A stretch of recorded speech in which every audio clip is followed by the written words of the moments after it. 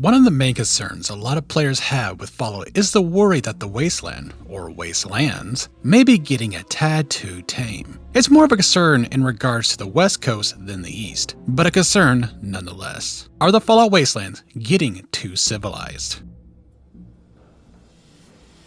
First things first, why is this even a concern? Mainly because it's possible to stray too far from a theme. If you think about post-apocalyptic stories, you think about a few things. The struggle for survival, scarce resources, hoarding goods, and potentially sacrificing morality for a new tomorrow. If the world develops far too much, all these concerns cease to exist, or, at the least, their impact is heavily diminished. These are concerns that may not really exist in a number of other franchises. In such franchises, you can't really develop the universe and betray the theme unless you make an event so significant that it changes the entire landscape. All else being equal, so long as the Elder Scrolls continues to be a generalized fantasyverse, it will always be the Elder Scrolls. So long as Grand Theft Auto continues to be about criminals doing criminal-related activities, it'll always be Grand Theft Auto. However, you can argue developers may progress Fallout so much over time that it loses a significant part of what makes Fallout Fallout. Or can you argue that?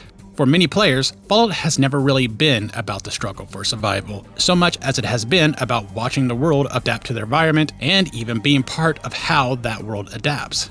From the start of the original game, not even 5 minutes into the title, we see a thriving community in Shady Sands. Short of trouble from rats, scorpions, and raiders, they were doing pretty alright. Growing their own food, building their own homes, tending to their sick, and eventually would be the foundation that established the New California Republic. But perhaps the New California Republic is a bit of a problem.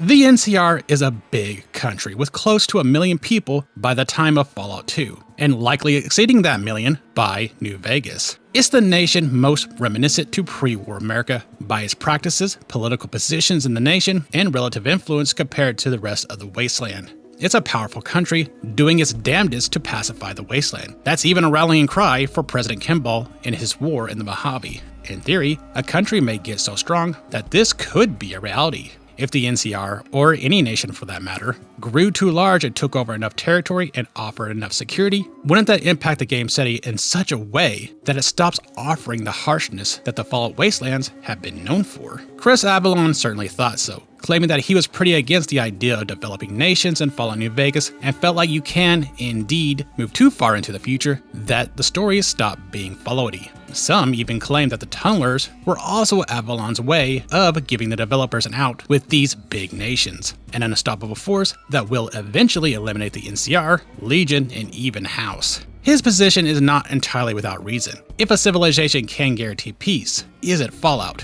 But I don't think that's the real question. The real question is, can a nation guarantee that peace?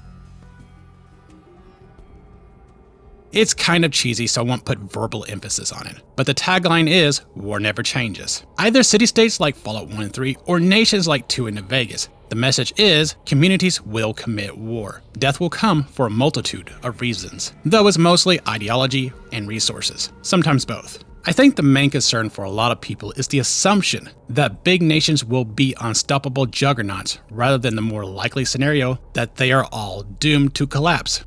Eventually, we could look at real-life history. Empires were born and empires fell. Rome fell, and in its place came a plethora of kingdoms that all tried to fill the power vacuum that Rome left behind in their local communities. Marcus in New Vegas suggests that the NCR will crumble too. While he can't predict the future, he's been around a lot and seen a lot of things. Plus, a lot of New Vegas is generally about how bad the NCR is doing at managing things. It's destined to end, whether that's sooner or later. And you know what? Perhaps it's best to let these countries, be it the Republic or any other nation, flourish a bit. Burn brightly, so when their lights dim, new and interesting power struggles are born in those areas.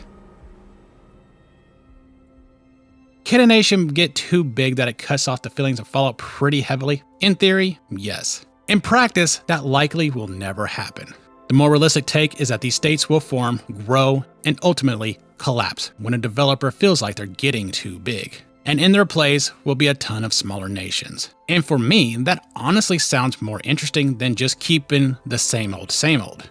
I suppose these views also depend on what your introductory Fallout is and what experience you have with the past Fallouts. For many people who were introduced to Fallout through 3 and never touched classic Fallout, New Vegas' NCR must be incredibly jarring when 3 presents everybody as barely able to hold on to the day. That cannot be Fallout. And yet, the NCR was formed in one of the ending slides of the original game. So with that view, it existed in 1, 2, and New Vegas. Ultimately, I wouldn't worry about it too much. I even feel it's a bit interesting. But everybody has their own tastes. What are yours? You think the Wastelands are getting, could get, or even now, too civilized? Or are you like me and not even worried about it? A very special thanks to my channel members, especially the Members Thrice Over members like That Crazy Game Developer and Denny McPhee. If you wish to support me and join as well, I'd be more than happy. Otherwise, like, share, subscribe, all that typical YouTube stuff. Thank you. Have a good one.